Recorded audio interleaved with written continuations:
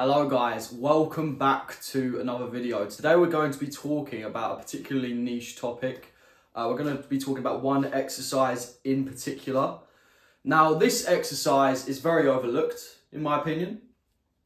It's very beneficial, especially if you're trying to build muscle, trying to increase your hypertrophy, especially for the push muscles like I've said in the title of this video. And that movement is dips. Whether it be body weight dips or weighted dips if you're more advanced as a lifter. Now, dips are the upper body squat, I call them. That's linked to something Mike Mentzer said, who I'm going to reference a little bit more in this video, as I take a lot of his principles, not all of them, but some of his principles into account in my training, especially when it comes to high intensity stuff, high intensity output, high stimulus, and that's exactly what dips are. They're very, very high stimulus to fatigue ratio. They're very, very good for increasing your range of motion on your chest. So you can really get that bottom of the squeeze of the movement. That is your lower chest being worked predominantly there. They work all heads of your tricep and they work your anterior deltoid, which gives you obviously big shoulders at the front.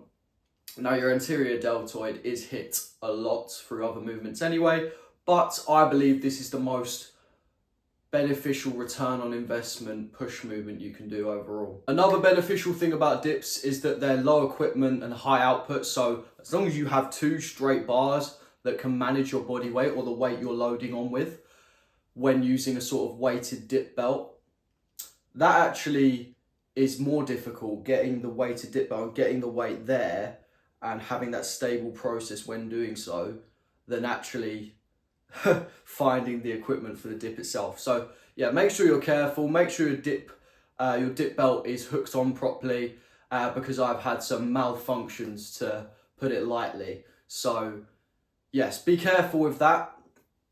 Another thing I'd say is that leaning forward more with your chest. So that is, if you lean forward more in the movement, you're going to activate your chest more. If you stay more upright, you're going to target your triceps. So it's completely up to you what you want to be more dominant or focused on in this movement. I believe you'll be able to push more if you do it chest focus, as the chest is a larger muscle than your triceps obviously. But if you're focusing particularly on tricep output, then stay more upright. It's completely up to you. Always tense your core, as I say, to do in all of these movements. And you've got that in every single compound movement. I would recommend to do that in every single compound movement. There is no compound movement where I wouldn't say that you need to be honing your core strength and making sure you're stable in order to prevent injury. Another thing I'd say is that you can use these as an accessory. You can use these as an accessory after, say, bench press or incline press or something like that. But also you can use them at the start of your session. You can use them at the start of your session, especially if your goal is purely muscle growth, not necessarily strength. You can still increase your strength for bench press and that kind of thing. A lot of Olympic weightlifters do that.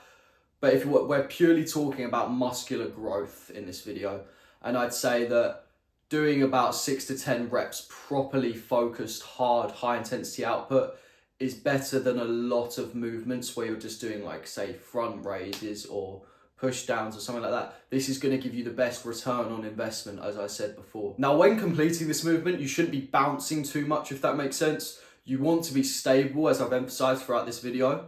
And another point to do with that is keeping your elbows tucked in. You should be squeezing your elbows in, and to the point where you can kind of feel your lats getting involved, and they're the kind of, your back and chest are very linked in these movements, especially bench press. If you've got like the arch, you've got your lats are your stability there. And if you're squeezing inwards, you're going to be creating a good sort of launch pad to bounce off of a bench press, and also create a good environment for you to bounce off for dips also. And it's vice versa with the other movements too, like pull-ups and rows and that kind of thing when it comes to back. But yeah, I hope you guys have enjoyed this video. I hope it's been informative. It's a very, very good exercise that I would recommend everybody do, at least at the start of their programming, because, as I say, it's going to give you a lot of benefits. It's going to give you a lot of benefits for one exercise in particular. It's hitting a lot of areas that you need to progress in and you want to progress in, and it gives you that edge on your push muscles as well. My push muscles aren't as strong naturally as my pull muscles, like I mentioned in last week's video. But doing this movement has helped me a lot. It's helped me a lot. It's helped me increase my bench press, and it's also given me a more aesthetic look. It's made my arms and triceps so much thicker because I tend to go more upright. Like I said, like I don't come forward like I should. Well, I should if I want to lift more weight with my chest, but I just prefer locking out more upright with my triceps. So my triceps have grown lots of this, and you can progressively overload these so easily. That's the thing I forgot to say earlier. You can progress these very easily, get some plates obviously, get a weighted dip belt, and you can go as hard as you want. Obviously be careful, overload it over time, do what's necessary, don't ego lift, I wouldn't say.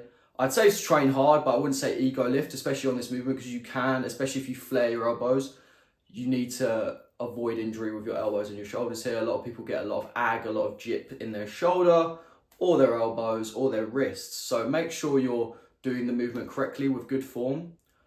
Make sure that you are progressively overloading over time, obviously. Don't get stuck at one weight. Keep the reps ranged, keep the weights ranged. And I'd say do this movement twice a week, like I say to do with every compound movement. So if you want to focus on dips, do them twice a week. So yeah, I hope you guys have all enjoyed this video. I hope it's been informative. I hope you got a lot of value out of it. Check my program out in the link in bio.